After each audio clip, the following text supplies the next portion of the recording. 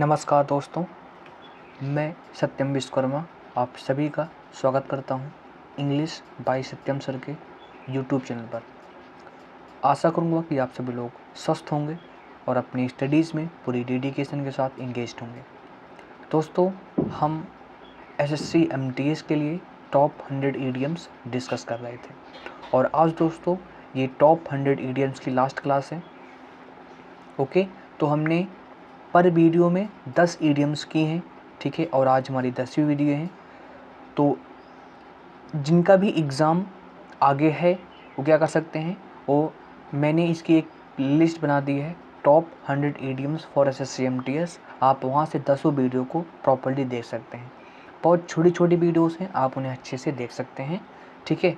और इनके एग्ज़ाम में आने की जो प्रोबेबिलिटी है वो बहुत ज़्यादा है, ठीक है दोस्तों। तो चलिए बिना डिले करते हुए हम आगे सीखना प्रारंभ करते हैं। तो दोस्तों, आज की हमारी क्लास की पहली ईडियम आपकी स्क्रीन पर है। ध्यान से मेरे सभी प्यारे स्टूडेंट्स देखेंगे और समझने का प्रयास करेंगे। पहली दोस्तों ईडियम है चिकन हार्टेड, ठीक है। चिकन हार्टेड मतलब एक ऐसा व्यक्ति जिसका, ठीक है, जिसका जो हार्ट है वो चिकन जैसा है, ठीक है दोस्तों। तो चिकन मतलब डरा हुआ, जैसे जो चिकन होगा उसको हमेशा भय रहेगा यार कि मुझे काटा जाएगा, मैं मतलब कोई ना कोई मुझे बना के जरूर खाएगा, उसे ऐसे डर रहेगा ना। तो जिसको हम बोलते हैं बहुत डरा हुआ होता है, जिसको हम बोलते हैं कायर, कावर्ड बोलते हैं। क्या बोलते हैं? कावर्ड। जो क्या होता है, कावर्डली होता है, कायर होता है, बहुत ही टिमिड होता है। क्या होता है? टिमिड होता है, कायर होता है। उसको दोस्तों बोलते हैं चिकन हार्टेड। सिंपल सा कॉन्सेप्ट है। बात क्लियर दोस्तों? आगे दोस्तों मूव करते हैं, बात करते हैं अपने दूसरे ईडियम की। दूसरा दोस्तों ईडियम है a storm in a tea cup. A storm in a tea cup मतलब किसी टी कप, किसी चाय के कप में स्टॉर्म आ गया। स्टॉर्म मतलब तूफान आ गया। तो इसका मतलब होता है बिग फस, बिग फस over a small matter, over a small matter. Simple कहने का सेंस है बात का पतंगड़ बना देना। मतलब एक छोटा सा मैटर था, उसे आपने एक बहुत बड़ी समस्या बना दी। समझ गए ना? बिग फस ओवर अ स्मॉल मैटर मतलब एक छोटी समस्या को एक बड़ी समस्या बना देना, उसको बोलते हैं a storm in a tea cup. ठीक दोस्त, बात क्लियर हो गई। आगे दोस्तों मूव करते हैं। तीसरा दोस्तों ईडियम ध्यान से देखेंगे, टेक आफ्टर। अब दोस्तों टेक आफ्टर क्या है?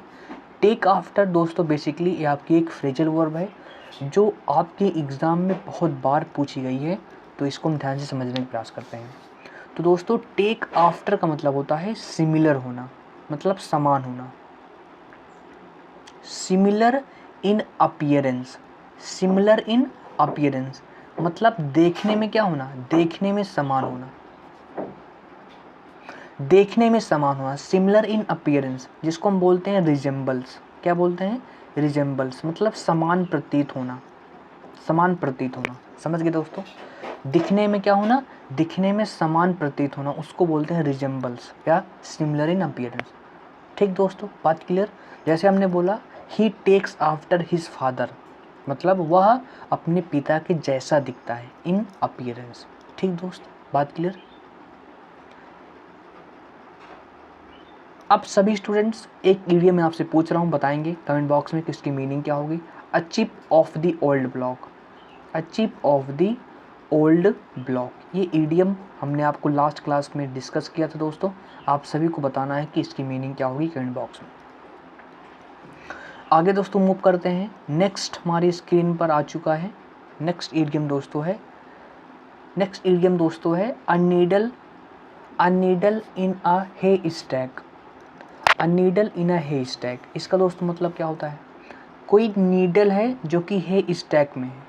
जैसे मान लो दोस्तों जैसे मान लो दोस्तों बहुत सामान रखे हुए हैं।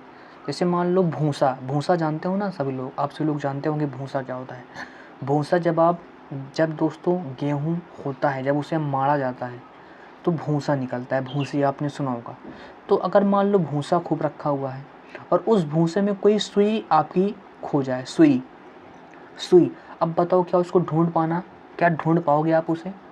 ढूंढ पाओगे लेकिन इम्पॉसिबल जैसा है ना। उसमें एक छोटी सी सुई खो गई है और इतने बहुत पूरा एक हे स्टैक है, तो इसका मतलब उसे खोज पाना बहुत ही क्या है, बहुत ही इम्पॉसिबल है, मतलब इम्पॉसिबल है। तो इसका मतलब होता है कोई ऐसी चीज़ जिसको ढूंढ पाना बहुत ही डिफ़िकल्ट है। ओके, मतलब something that is very difficult to locate, something that is difficult या इम्पॉसिबल बोल सकते हो, डिफ़िकल्ट और impossible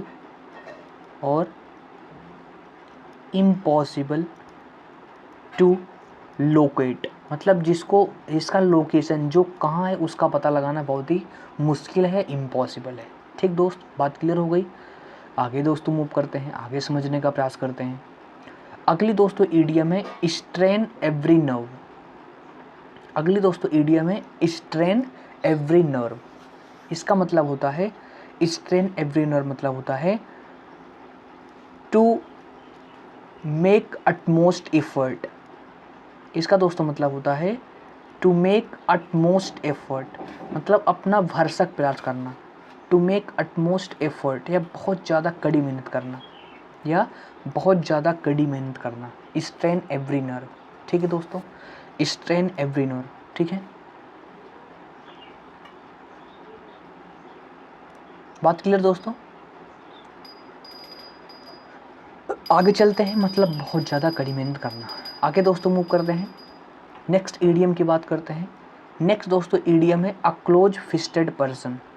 a close fisted person, एक ऐसा व्यक्ति जिसका क्लोज फिस्टेड है। क्लोज फिस्टेड मतलब बहुत ही क्लोज फिस्टेड मतलब होता है जो बहुत ही माइजरली होता है, कंजूस होता है ना। जो क्या होता है, जो माइजरली होता है, जो माइजरली पर्सन होते हैं उनको क्या बोलते हैं, उनको हम बोलते हैं, ठीक है, अ क्लोज फिस्टेड पर्सन। मतलब जो क्या होता है, माइजर होता है। क्या होता है, जो बेसिकली माइजर होता है, कंजूस होता है, इकोनॉमिकल होता है, जिसको आप बोल सकते हो। ठीक है दोस्त, आगे मूव करेंगे। हमारे पास आ चुका है आपका अगला ईडियम। अगला दोस्तों ईडियम है kick the bucket. Kick the bucket, इसका दोस्तों मतलब होता है टू डाई, मतलब मर जाना, टू डाई, ठीक है। टू डाई मतलब मर जाना, ठीक है। आगे मूव करते हैं दोस्तों, अगला ईडियम दोस्तों डिस्कस करते हैं। अगली दोस्तों ईडियम है कट कॉर्नर्स। कट कॉर्नर्स, इसका दोस्तों मतलब क्या होता है, जैसे मान लीजिए दोस्तों आपको एक लकड़ी दी गई, आपको कहा गया कि इसे काटो, इस पूरी लकड़ी के टुकड़े करो, लेकिन आप अपना एफर्ट बचाने के लिए, आप अपना समय बचाने के लिए केवल आप इसके किनारों को काट रहे हो, मतलब यहाँ से काट रहे हो, यहाँ से काट रहे हो, यहाँ से काट रहे हो। इसका मतलब ये होता है किसी काम को इस तरीके से करना ताकि आपका समय और एफर्ट बचे ना। इसका मतलब होता है not to do something, not to do something well in order, well in order, well in order, ठीक है। Not to do something well in order to, in order to save, in order to save money, money and effort, money and effort. Simply किसी काम को अच्छे तरीके से न करना ताकि आपका पैसा बचे और आपका एफर्ट बचे, बस, ठीक है। Not to do something well in order to save money और एफर्ट। आगे दोस्तों मूव करेंगे और आज की हमारी क्लास का सेकेंड लास्ट ईडियम, ठीक है, get on somebody's nerves. Get on somebody's nerves, इसका दोस्तों मतलब होता है to be irritant. To be an irritant मतलब वो एक क्या होना, इरिटेंट होना। इरिटेंट मतलब होता है कोई ऐसी चीज़ होना जो परेशान करे। टू बी एन इरिटेंट या एनॉयज समवन, या एनॉयज समवन मतलब किसी को क्या करे, एनॉय करे। एनॉय मतलब उसे परेशान करे। जैसे मान लो आप सो रहे हो और आपके सामने कोई खूब लगातार बात करे, तो वो व्यक्ति क्या होगा, आपके लिए एक इरिटेंट होगा ना, तो इसका मतलब होता है गेट ऑन समबॉडीज नर्व, मतलब आपको परेशान करे, वही होता है। ठीक है, और बात करते हैं दोस्तों हमारे अंतिम ईडियम की, जो कि दोस्तों क्या है, hit the nail on the head. Hit the nail on the head, इसका दोस्तों मतलब क्या होता है, इसका मतलब दोस्तों होता है टू डू और से समथिंग एग्जैक्टली राइट। टू से और डू समथिंग एग्जैक्टली राइट, मतलब किसी को एग्जैक्टली राइट करना।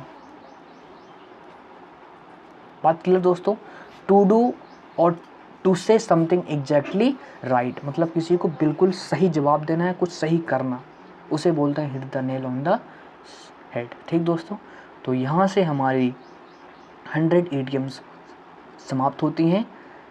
ठीक है, वीडियो को पूरा देखने के लिए थैंक्स फॉर वॉचिंग। अगर वीडियो थोड़ा भी पसंद आया हो तो लाइक करेंगे, शेयर करेंगे और सब्सक्राइब करेंगे, और वीडियो कैसा लगा अपना ओपिनियन कमेंट बॉक्स में ज़रूर बताएंगे।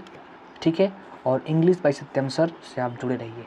ठीक है दोस्तों, और अब दोस्तों यहाँ इसके बाद दोस्तों एक मैं नई सीरीज स्टार्ट करने जा रहा हूँ, एक नई सीरीज स्टार्ट करने जा रहा हूँ, जिसको आपको ध्यान से समझना है। ये जो नई सीरीज है जिसका दोस्तों नाम है डेली वोकैब शो। ठीक है दोस्तों, डेली वोकैब शो। अब दोस्तों एक नया दोस्तों मैं इनिशिएटिव स्टार्ट किया हूँ, डेली वोकैब शो। अब दोस्तों आपके पास रोज़ एक वीडियो जाएगी वोकैब की, डेली वोकैब शो।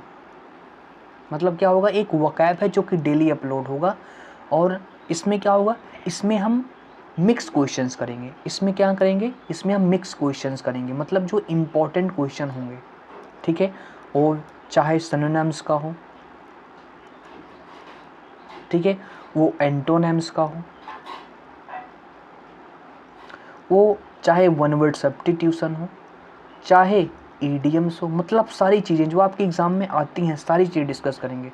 सिनोनिम हो गया, एंटोनिम हो गया, वन वर्ड सब्स्टिट्यूशन हो गया, ईडियम्स हो गया, ठीक है, फ्रेजल वर्ब्स हो गई आपकी, ठीक है, फ्रेजल वर्ब्स हो गया, होमोनिम्स हो गया ना, होमोफोन्स आता है आपका।